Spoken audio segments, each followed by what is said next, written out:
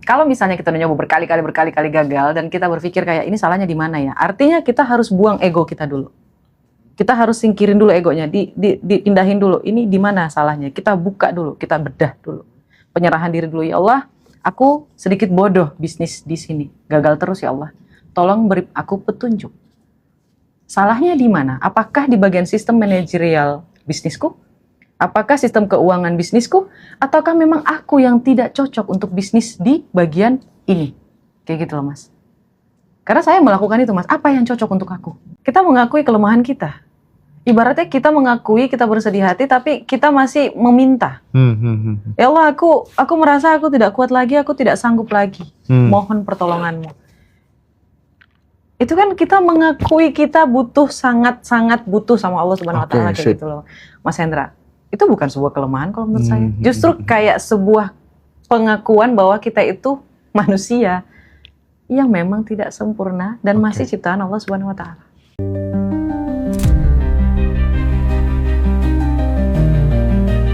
Enlightenment seorang Nabi Muhammad ini kaitannya ternyata sama kemanusiaan gitu.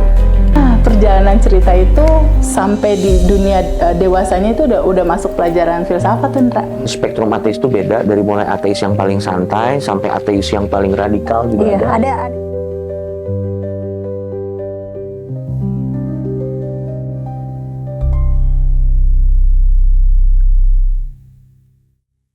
Oke, tapi aku tertarik ya soal yang disampaikan Kak Roma tadi. Itu artinya bahwa Kak Roma itu oke lah ya, berteman dengan siapa aja oke. Tapi untuk yang teman nongkrong, pilih-pilih ya? Banget Mas. Pilih-pilih ya? Banget. Oke. Karena itu kaitannya sama vibrasi dan lain sebagainya gitu ya. Dan ada ungkapan, pikiran tinggi itu berbicara tentang ide, pikiran sedang itu berbicara tentang kejadian, pikiran rendah itu membicarakan orang lain. Itu mungkin yang salah satu ya. Betul yang lagi. menyebabkan ya. Iya Mas. Apalagi kalau misalnya nih Mas, teman saya ini cerita tentang keburukan orang lain, itu saya langsung stres Mas. Saya langsung stres, kenapa? Karena saya tahu yang namanya perpindahan energi Mas. Ketika kita ngomongin seseorang, kita akan ngalamin hal yang sama. Itu yang saya takutkan. Nah ketika dia udah mulai ngomong kayak gitu, mending saya traktir dia makan deh, kita pergi kemana kayak gitu. Sih, jangan ngomongin itu lagi kayak gitu. Lebih baik kayak gitu sih Mas, kalau menurut saya. Itulah kenapa saya milih-milih teman. Nanti kalau saya omongin dikirain saya sok suci gitu loh Mas. Iya. Mas Arif juga sering ngasih pesen ya, kopi data kesuksesan yang paling cepat itu adalah ketika kita ketemu langsung. Gitu katanya. Masya Allah. Bener loh itu, tangan bener loh. Bahkan kopi data jarak jauh aja kita bisa kok lewat Itu serius, atensi, Mas? koneksi, intensi gitu ya. Itu kan, itu tuh rumusnya Mas Arif tuh kayak gitu, kopi data kesuksesan jarak jauh gitu. Saat kemudian kita memberikan atensi kepada orang, kita terkoneksi, intensi gitu. Dan aku ngalamin sendiri. Ya, kalau mau cepat, lebih cepat ya ketemu langsung dong. Offline ya Mas ya? Iya. Oke. Jadi itu sangat ngefek, makanya butuh mentoring tadi kan, butuh Itu mentor. butuh, Mas. Ya kan? Butuh. Aku juga sama kok, pas lagi gitu, ngecasnya ya langsung WhatsApp salah satu orang yang aku kagumi gitu. Mau ketemu gitu, ya kan. Dan itu penting ya. Kapan tadi kita sempet ya ngecas di mana? Mojokerto ya? Mojokerto. Itu orang keren banget. Wah, keren Dia ya. nggak mau infilm kamera. Wah, jangan dibahas itu. Oh gitu. Itu tuh Masya Allah. kita Keren dikasih. banget ya Mas ya. Aduh, pokoknya Luar biasa ya Mas ya. Biasa, itu Nanti di balik kamera kayak bisa cerita ya Mas ya. Iya. Itu bakal seru ngaji Roso kalau pikiran-pikiran beliau kita tuangkan nanti ya. Ya mudah-mudahan kita ada kesanggupan ya.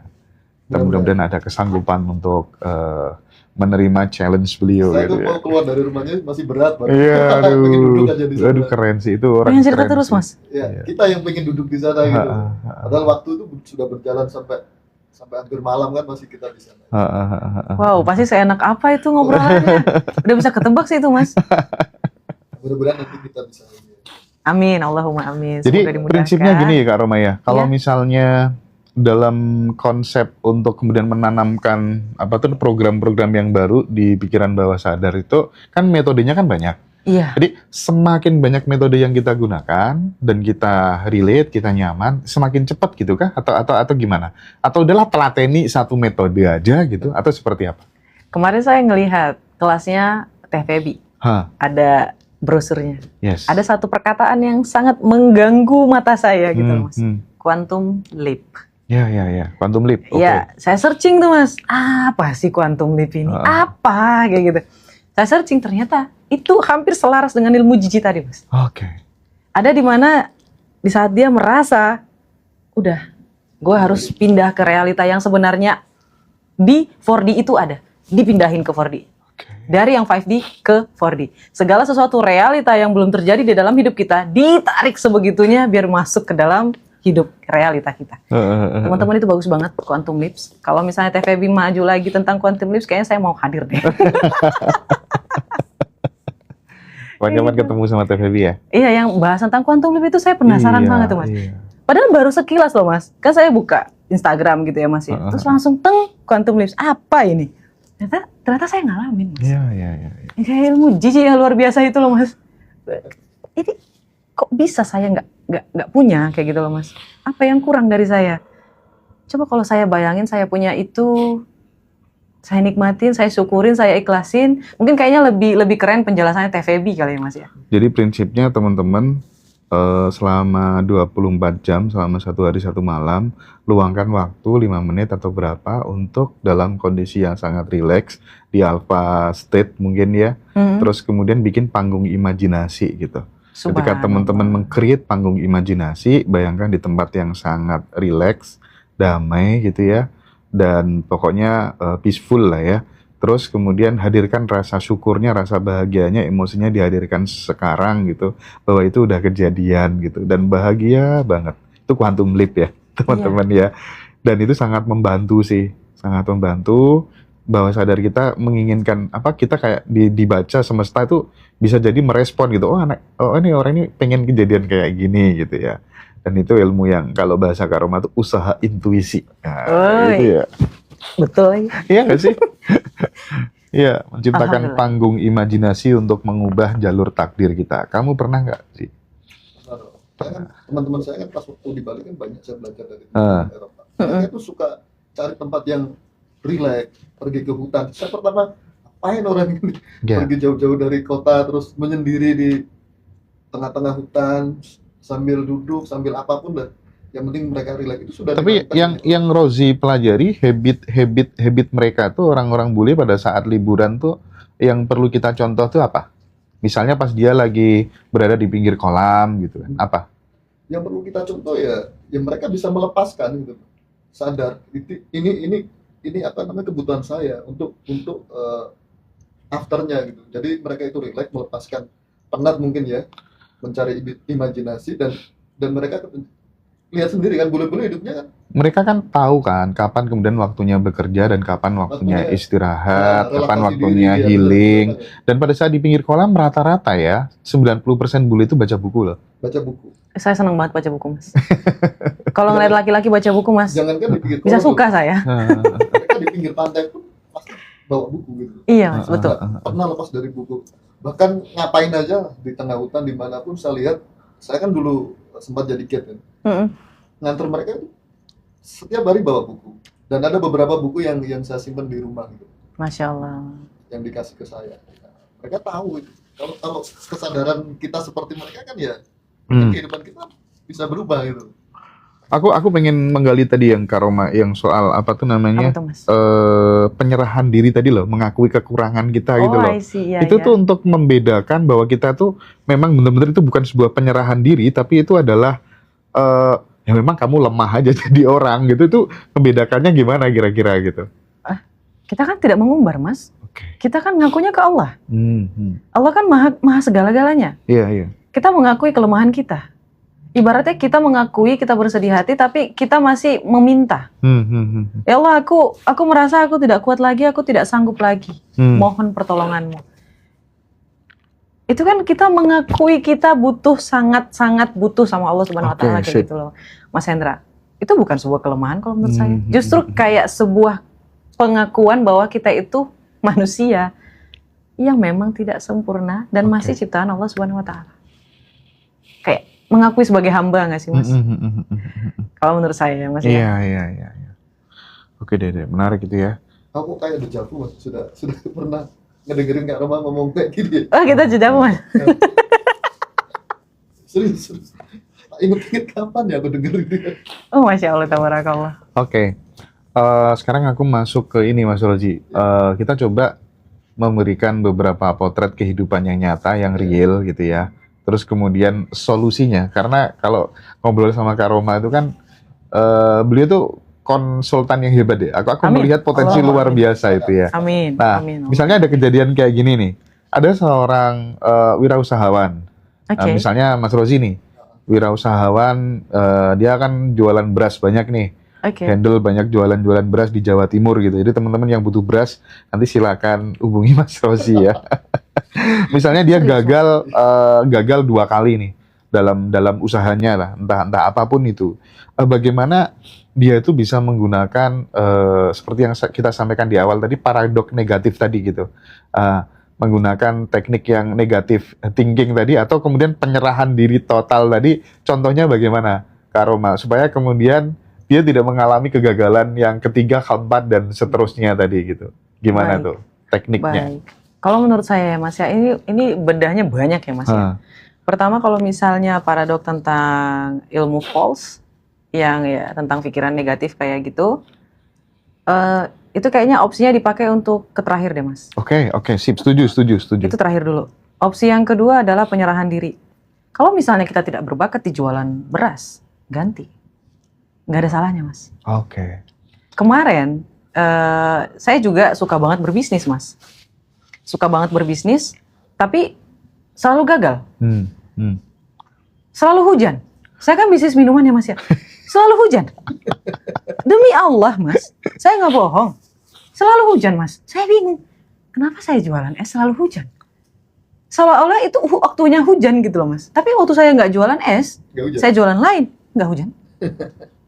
Terus saya mikir lagi, ini kenapa ya? Akhirnya saya baca garis tangan ya Mas ya.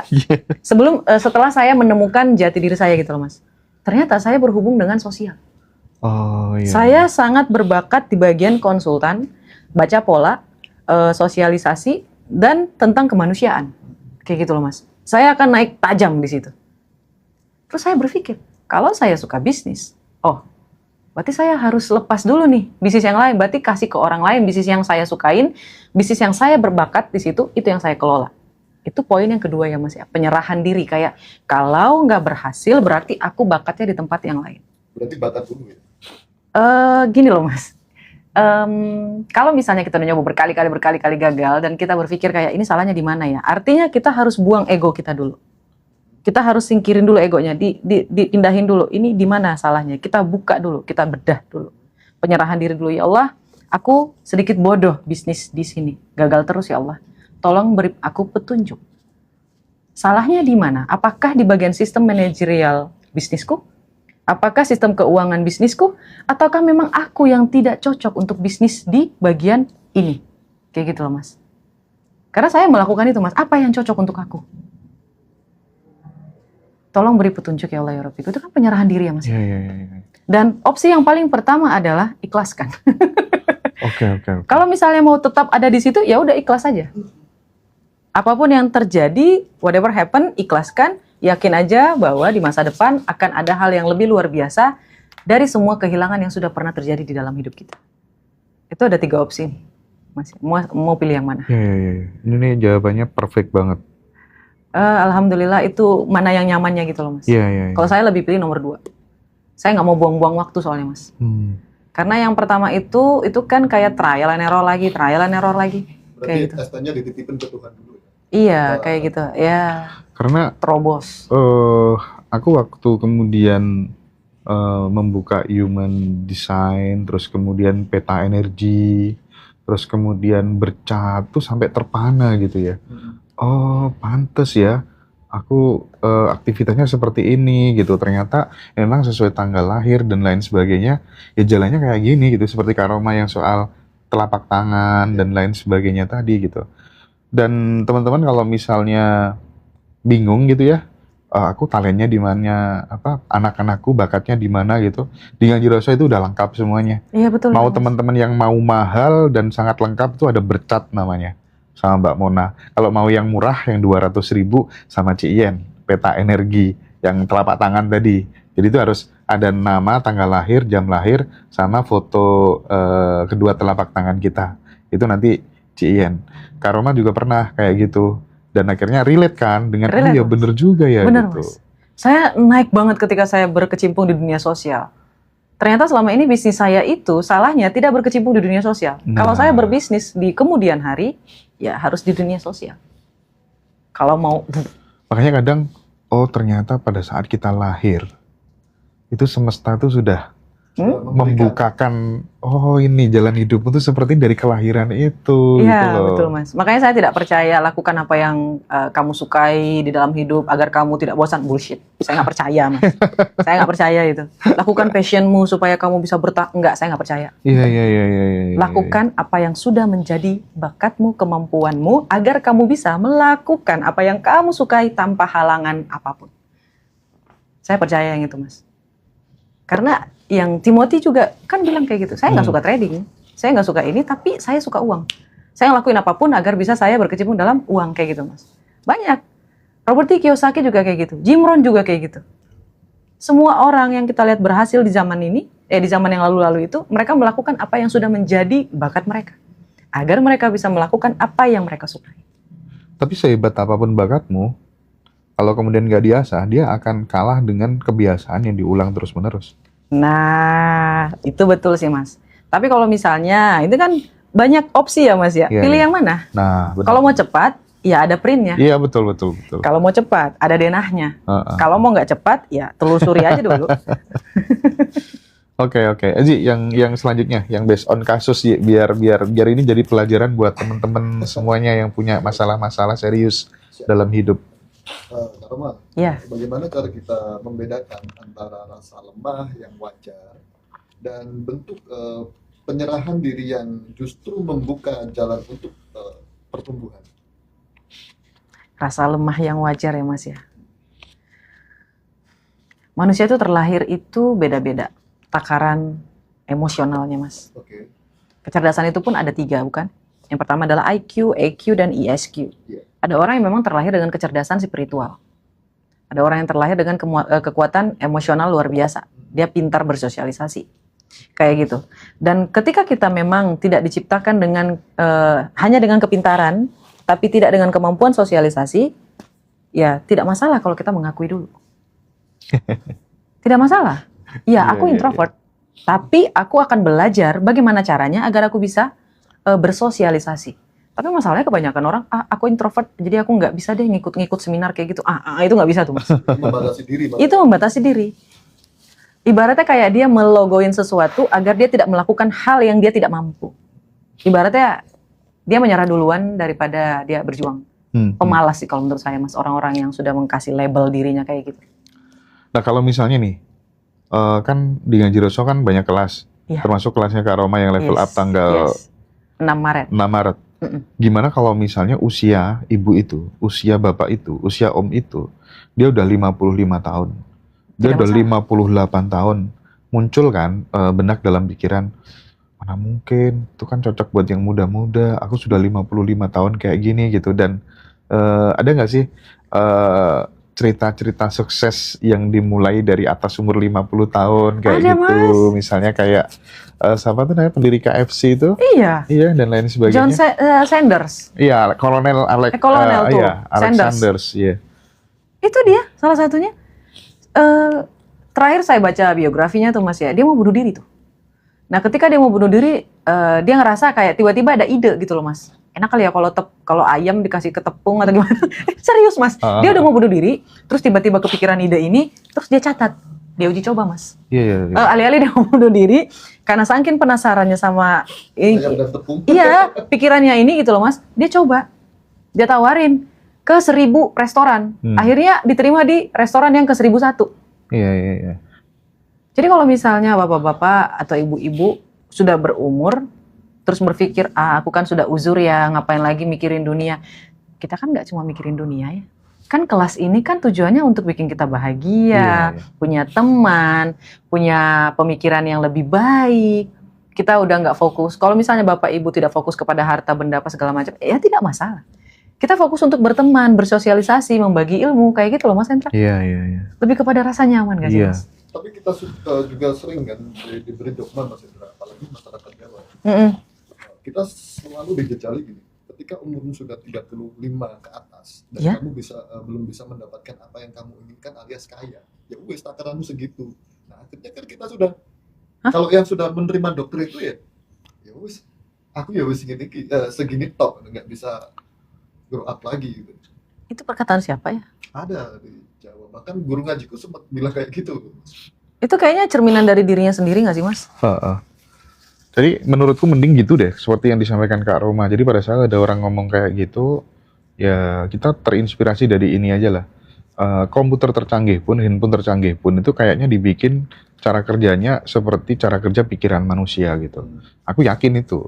Karena itu menurutku logika yang paling masuk akal. Jadi sistem kerjanya komputer yang paling canggih itu niru kecanggihan yang ada dalam dirinya manusia, pikiran manusia gitu. Makanya ketika ada orang ngomong kayak gitu, kalau usiamu 35 tahun udah nggak bisa naik ke level ya, itu berarti rezekimu takaran. Ya udah kita ini, ya udah itu buat kamu aja. Kalau buat aku enggak gitu. Jangan di enter yang kayak gitu. Kita ngenternya yang Betul, positif aja kali ya. Betul. Ini kan penting untuk dibedah kali ini. Iya. Teman-teman tidak terpaku dengan kalimat itu, akhirnya menjadi sugesti yang melekat pada dirinya. Ya wes, takaranku segini, ngapain aku susah-susahan gitu. Nah yang repot kan kalau kayak gitu di enter, Aduh, diaminkan, astagfirullah. iya kan? Terima dengan sadar. Kalau kamu habis nabrak kucing, wow, gimana? Mesti kan hidupmu akan sial gitu kan? Habis ini kan sial gitu. Nah kalau itu di enter, ya jadi Sial. beneran, Iya. sial beneran gitu. Sementara di tradisi lain mau dapat rezeki, kan mending kita pakai yang begitu-begitu aja gitu. Kalau aku nabrak kucing, daripada aku yang jatuh tak tabrak kucing. Logikanya kan gitu. Iya. Aku yang selamat, kucingnya yang sial.